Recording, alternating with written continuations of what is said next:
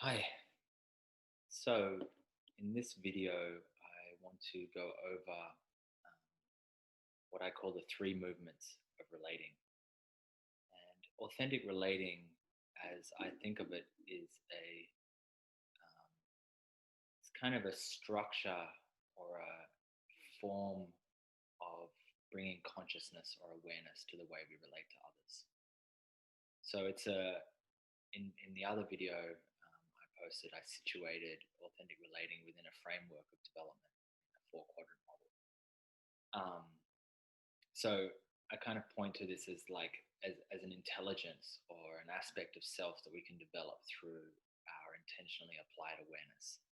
So when we put our awareness on developing aspects of ourselves, they grow, they develop. So authentic relating is a way of developing our communication ability, our ability to basically be in connection with other human beings more effectively, more efficiently, more authentically, more as a natural expression of who we are, more in a way of allowing them as a natural expression of who they are, and as such, just creating more intimacy in general.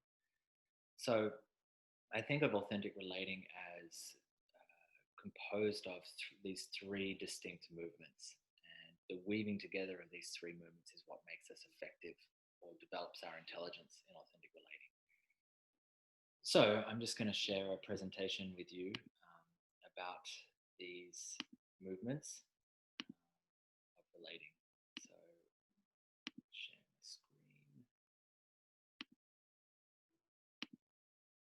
Okay, so these three movements of relating. The first of these movements I think of as listening.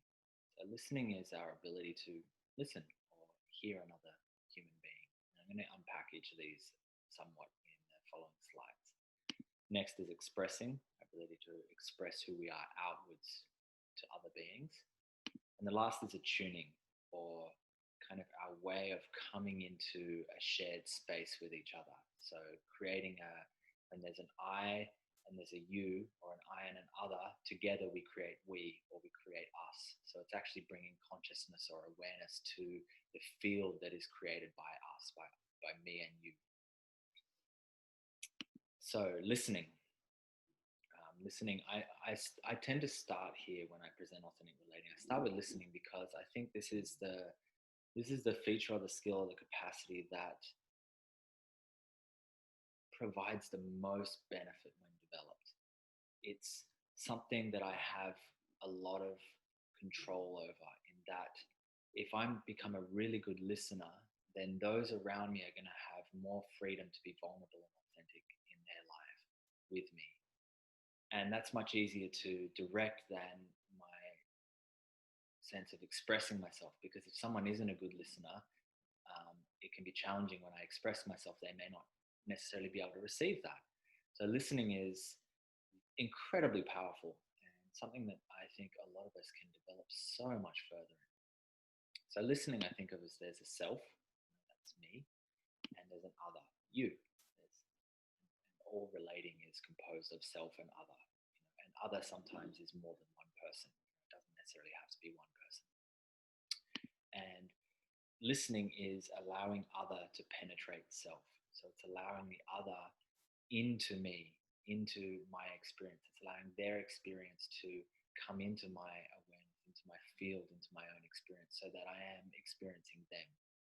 And the better I become as a listener, the more of them is going to be allowed out, is going to have space to come out, and the more I'm going to be impacted by them, the more I'm going to experience them kind of inside of me in a way. I'm going to have a sense of who they are that's arising inside of me as I develop this listening capacity. And in the way that I present and teach this material, I break listening down into three kind of major skill groups. The first I think of as receptive listening. And I teach this as a practice called embodied listening, which is kind of a meditative way of listening through major centers in our being. The second type of listening is reflective listening. And this is our ability to basically reflect another back to them so that they can see the way they're being experienced. And this is an incredibly beneficial thing for other human beings, for others, because there's an adage that we can't see our own eyeball. So there are aspects of myself that I can't see and I can only get a sense of in relationship with others. So it is through the ability to reflect another back to them that they get a deeper insight into them. It's also a way of validating another person's experience, and it's a way of allowing the other to know that they're being seen and they're being heard, which is very relaxing to our nervous systems. It's kind of it's the starting point of interpersonal psychotherapies. They start here. Reflective listening is probably the most important kind of tool used there, but it doesn't need to be therapeutic. It's just a really beautiful way of kind of welcoming the other into this world. And then the last aspect of listening that I focus on is active listening. And so I have a little bit of a different definition here than is commonly used. I think of active listening as there's an activity to it. So most people think of active listening as reflective listening.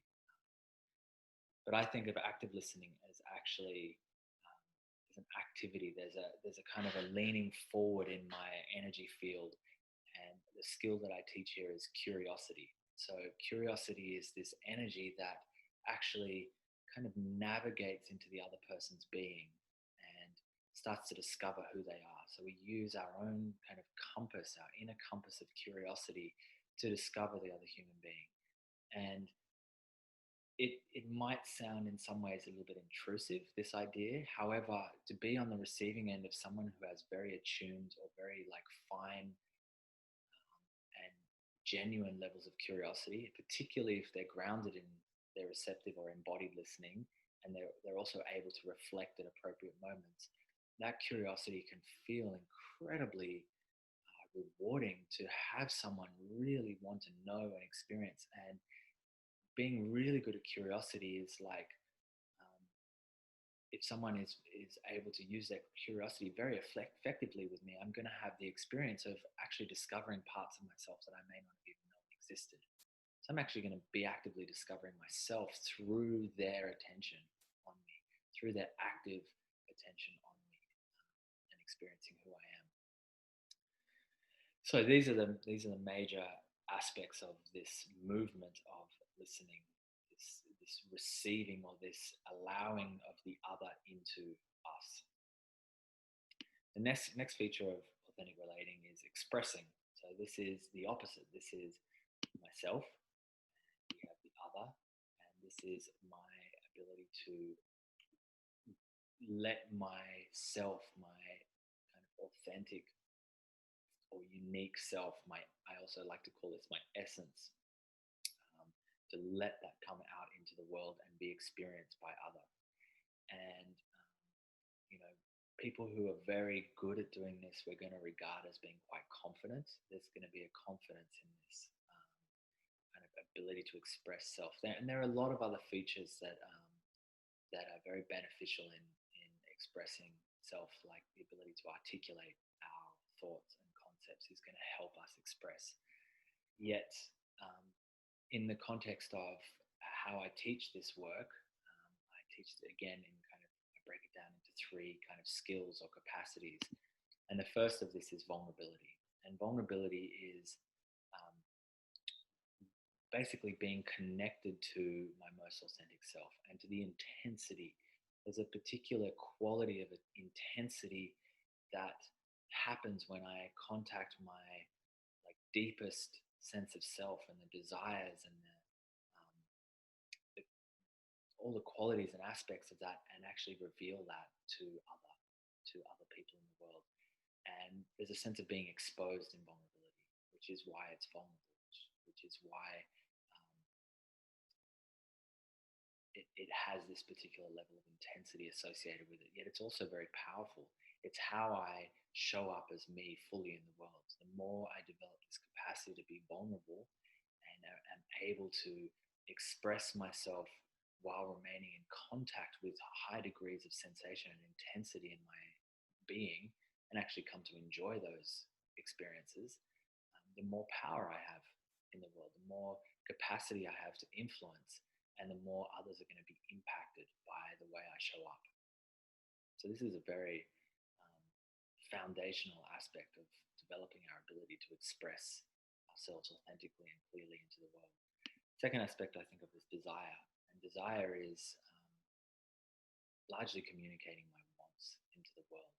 Desire, there's layers of desire, from ranging from really superficial desires to like the deepest desire. And the deepest desires are like the deeper that we get, in our desire, the more close we get to kind of our design as a human being, our soul's calling, or what we're here to be, or our essence. Our essence kind of communicates in desire, in what it wants to create and what it wants to experience, what it wants to actualize. So how to gain contact with and learn to express that in a very clean and clear way. And some of the features of desire are, for example, non-attachment. In order for my desire to be very powerful, I actually have to be not attached to receiving or experiencing the desire. I have to learn to take joy out of the very experience of just having desire. It's not necessarily about having the desire fulfilled, it's actually the joy of having the experience of desire. And this is what allows it to be very clean and more powerful, in fact, and have a greater degree of actualization associated with it. And the last is boundaries. And so while desire might be thought of as our yes, boundaries are maybe thought of as our no. And I'm going to create another video on boundaries later. It's a very important topic to discuss, but it's actually essential in creating intimacy. Our boundary is what allows a sense of differentiation between me and you. And I can only be connected to other if we are differentiated. If we are not differentiated and we start to fuse, I and you kind of starts to disappear, which may be something desirable in certain intimate states, but in unhealthy states that can be extremely detrimental and damaging. So boundaries are a little bit connected to our no.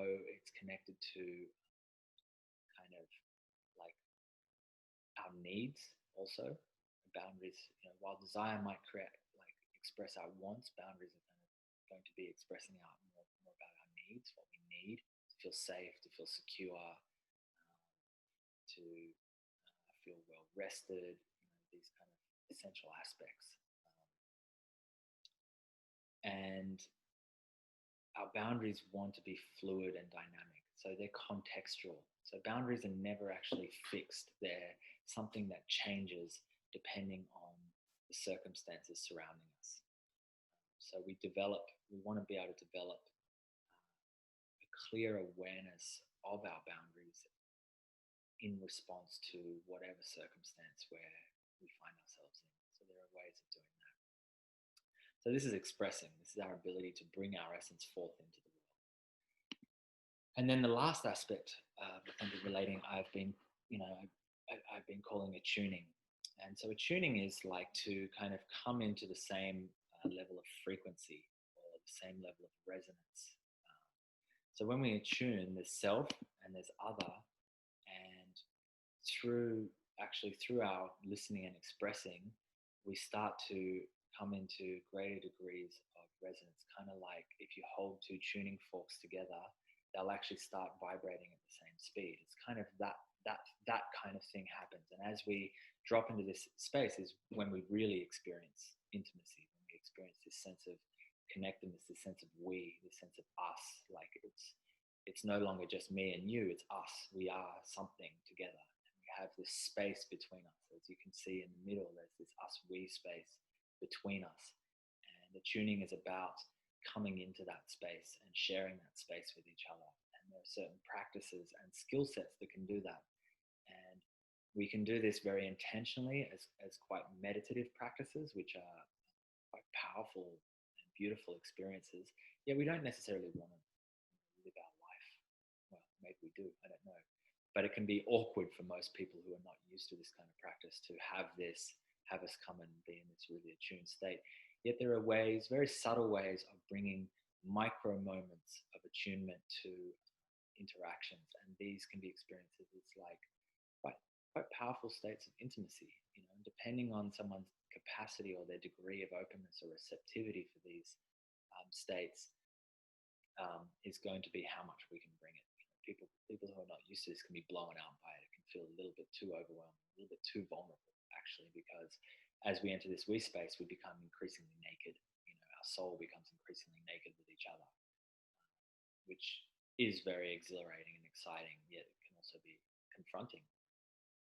And also, there are three kind of capacities or skill sets that I teach in developing this kind of movement of attuning, and that is noticing. So noticing it's kind of an immediacy practice. It's about pointing out things that are occurring right now, and they can be very simple. Sometimes we might just notice very simple facial things like, oh, I noticed you smiling right now, or I noticed you like blinked 3 times when you said that. It might sound kind of weird, yet to be on the receiving end of that kind of degree of attention is very powerful and can feel really wonderful, actually. There can be also more subtle level of noticing in terms of energy or thoughts or language patterns that are being used or emotional states being conveyed. But essentially, it's a pointing out of what we're noticing happening right now. And it's a present moment practice. So attuning largely is coming into the present moment with each other. That's the experience. It's a present moment experience, which is why it's quite meditative. Impact. So impact is sharing kind of the impact or what another person's being, their expression or what they're doing or how they're being right now, what that causes in us. So it may, when someone shares something to us, it may cause a flood of particular sensation to move through my body. It may cause an emotion to arise or a thought pattern to emerge. And when I share that impact, that creates this loop between us. They get direct feedback of how they're influencing me, of that their being actually has an impact on me, and I share that back to them. And so we actually have this looping connection, which actually starts just to bring us into a more present moment experience together, intimate experience with each other. And the last one is resonance, and these three kind of skills are very closely tied. So resonance is kind of pointing out. It's a type of noticing, but it's more a noticing of what's happening between us right now. So it's when we're able to point out the space that we share, and we're able to speak to the space that we're sharing right now. We start to enter this state of resonance where we're actually kind of vibrating in the same experience. We come into quite heightened levels of shared reality. And so we may have experiences of like actually feeling like we're one mind or one heart for a moment or a few moments. So this is this experience of resonance. And this third kind of movement may sound a little bit more esoteric, and in a way it kind of is. And it's something that I feel excited to continue to explore and to continue to support others in deepening their exploration here, because I don't know where the rabbit hole ends in this kind of stuff. I don't know what's possible. I know that it's vulnerable, and so we need to continually develop our capacity to be with vulnerability. And then, what does leadership, what does shared decision making look like from places of attuning? Not just kind of romantic intimacy or workshop intimacy. What happens when these kind of movements and these types of relating actually emerge into more conventional spaces? What does education look like? This is an interesting inquiry for me. I believe it's in the field of possibility for human evolution to be developing and experiencing more of this. And this possibility of shared mind, the aspect of shared mind, states of telepathy, and I don't know what's possible. So yeah, so the last kind of thing, I just want to summarize all of that with authentic relating equals the conscious application of listening, expressing, tuning. So as we develop consciously our listening, our expressing, our attuning, we're doing this practice or this intelligence that I'm calling authentic relating. So, thanks for listening, and I'll see you